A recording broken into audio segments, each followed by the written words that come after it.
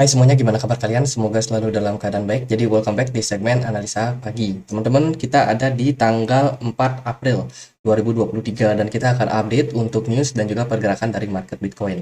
Kita akan mulai dulu dari kalender ekonomi. Kemarin kita dapat beberapa data PMI dari Cina, Inggris, dan juga Amerika Serikat. Dari semua data ini menunjukkan tren yang di bawah ekspektasi atau di bawah perkiraan, teman-teman.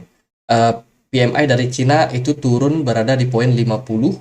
Terus dari Inggris juga dia masih turun di 4,79 dan juga Amerika Serikat turun cukup dalam 46,3. Teman-teman, dari semua data ini menunjukkan bahwa kondisi ekonomi sekarang itu lagi defensif. Di mana para di sektor manufaktur itu lebih banyak untuk menahan diri ya untuk melakukan ekspansi bisnis mereka. Dan hari ini akan ada event penting yaitu uh, jobless claim, lowongan pekerjaan ya atau JOLS untuk Amerika Serikat. Ini juga cukup penting untuk kita lihat seperti apa data pengangguran di Amerika Serikat sana. Terus dari data ada news ya, ini data dari ATM Crypto. Ternyata 2023 itu banyak yang udah cabut, teman-teman. Jadi kan 2022, 2021 itu banyak ATM Crypto yang dibangun ya. 2023 itu banyak yang akhirnya dicabut atau ditutup, tidak dipakai lagi. Mungkin karena sedikit peminatnya, kegunaannya sedikit, tidak banyak orang yang melakukan transaksi. Atau mungkin ada mesin yang error dan maintenance yang mahal. Itu bisa menjadi sebab. Ini berita yang cukup negatif sebenarnya. Terus ada oil yang naik, teman-teman. Kemarin oil naik ya setelah OPEC akhirnya memutuskan untuk mencabut atau mengurangi yang namanya mereka punya produksi oil setiap tahunnya.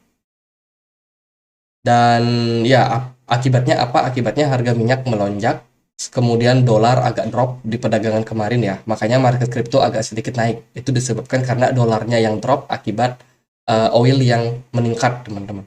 Jadi itu berkorelasi. Terus Dubai Oil Benchmark itu sekarang bergeser, teman-teman. Sekarang mereka berpindah ke Rusia punya ya. Jadi ini menarik. Negara-negara Timur Tengah udah mulai berpihak kepada Rusia. Ini bakalan menjadi sebuah pertarungan, teman-teman. Di mana kemarin sebelumnya itu ada Arab Saudi juga yang akhirnya keluar dari kerjasama, bukan keluar dari kerjasama sih, tapi mengurangi porsi kerjasama mereka, mengurangi ketergantungan mereka terhadap Amerika Serikat. Sekarang rata-rata pindah ke Cina, kerjasamanya sama Cina dan juga Rusia. Jadi ini sangat-sangat menarik buat kedepannya, teman-teman. Ini bakalan terjadi perang lagi nih, perang pasar ya antara Barat dan juga Timur. Dari pembahasan lain, si gini, siapa namanya, Elizabeth Warren itu udah mulai menunjukkan tajinya, teman-teman. Dia mulai datang di sebuah wawancara untuk ya misinya yaitu anti kripto, apa ya, menganti kripto. Jadi istilahnya seperti itulah. Jadi dia adalah orang yang memang ditugaskan dalam kampanyenya supaya dia terpilih lagi sebagai senat ya. Jadi dia pengen bikin orang-orang biar menjauhi yang namanya kripto. Jadi ini mereka ada wawancara di NBC News, teman-teman. Itu dari berita yang lain juga ini ada ARB atau Arbitrum yang dapat sentimen negatif.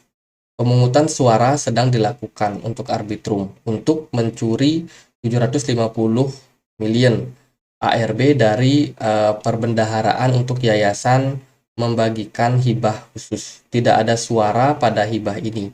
Tidak menyebutkan keamanan dan pengawasan. 3 orang mengontrol yayasan. Jadi ini ada perpindahan aset dari komunitas Arbitrum saat ini ya. Bahkan jumlahnya cukup besar, teman-teman. 750 M Arbitrum. Jadi banyak banget. Jadi ini tentunya bisa menjadi sentimen negatif. Coba teman-teman yang mau pasang short itu mungkin bisa pantau dulu Arbitrum. Mungkin sentimennya lagi negatif saat ini dan bisa dimanfaatkan. Terus dari berita yang lain ini ada Doge ya. Doge yang logonya itu diganti di logo Twitter. Logo Twitter diganti pakai logo Doge atau Doge. Ini beritanya kemarin, teman-teman. Tapi setelah saya cek itu ya masih normal-normal aja ya. Mungkin ini sempat diganti tapi hanya dalam durasi sebentar saja. Akhirnya apa? Harga Doge melambung tinggi. Kalau kita lihat dari pergerakan chart hari ini, Bitcoin udah drop lagi. Doge sempat naik ya, sempat naik ngepump signifikan setelah Twitter itu diganti logonya menjadi Doge, tapi sekarang udah kembali. Doge ngepump, sekarang udah koreksi balik lagi. Sementara kalau dari Bitcoin sendiri, pergerakannya masih cenderung down. Jadi teman-teman, kemarin itu Bitcoin sempat naik ya, naik. Ini disebabkan karena OPEC tadi yang mengurangi produksi minyak mereka. Efeknya apa? Efeknya terjadi penurunan terhadap US dollar. US dollar drop sangat signifikan karena oil itu mengalami kenaikan. Oil naik di perdagangan kemarin, sangat signifikan. Dolarnya ternyata melemah sangat dalam. Bitcoin tentunya dapat sentimen positif sebentar. Sekarang udah balik koreksi lagi. Dan ini sesuai juga sama ya analisa yang kemarin ya. Sebenarnya market ini cenderung agak korektif. Karena mungkin dilihat dari segi volumenya juga udah mulai sepi. Jadi gimana pergerakan Bitcoin untuk hari ini? Kita akan cek dulu di time frame daily. Kemarin sih closing time frame daily kita cuma bikin satu candle merah dan itu pun agak nanggung. Dan bila mana sekarang dikonfirmasi dengan satu candle merah berikutnya, maka akan sangat menarik untuk melihat penurunan yang lebih dalam lagi terhadap pergerakan dari Bitcoin. Sementara dari beberapa indikator memang dari RSI udah menunjukkan tren penurunan. Dan kalau kita lihat juga dari posisi MACD juga udah bikin dead cross. Kemarin kita udah bahas, so dengan potensi seperti ini, berarti kecenderungan arah market adalah koreksi ya. Saya sih melihat koreksinya bakalan wajar-wajar aja dan tidak akan terlalu parah. Dan kita akan lihat seperti apa koreksi yang terjadi pada market. Sementara so far sentimennya masih cenderung kebanyakan negatif. Jadi dengan posisi seperti ini ya teman-teman bisa untuk lebih berhati-hati di market. Manfaatkan momentum untuk cicil barang bagi teman-teman yang mungkin ketinggalan kereta kemarin. Nah, di time frame daily gitu sih posisinya cenderung korektif. Kalau kita lihat di time frame 4 jam, masih ada kecenderungan juga dalam posisi koreksi. Untuk Bitcoin dominan sendiri, kalau kita lihat di perdagangan hari ini agak sedikit volatile, tapi cenderungnya adalah turun. Dengan posisi seperti ini, berarti altcoin akan sedikit lebih strong. Bitcoin akan turun lebih dalam. Dan ini menarik. Ya menarik ya teman-teman, di mana altcoin harusnya bisa turun agak dalam nih biar enak seroknya ya kan, tapi ya itulah market. Ya itu time frame daily. Kalau dari time frame kecil, proses pergerakan Bitcoin kalau menurut saya dia bergerak di dalam sebuah rising wedge ya teman-teman. Jadi kita bisa aja dapat satu kenaikan sekali lagi kalau Bitcoin at the end dia masih cukup kuat untuk buyernya. Tapi kita udah melihat sebuah aksi breakdown di sini terhadap Bitcoin. Bitcoin udah drop lumayan signifikan di posisi sekarang.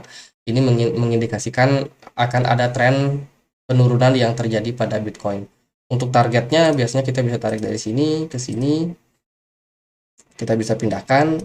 Nah, target penurunannya tentunya ada di kisaran 25.000, teman-teman.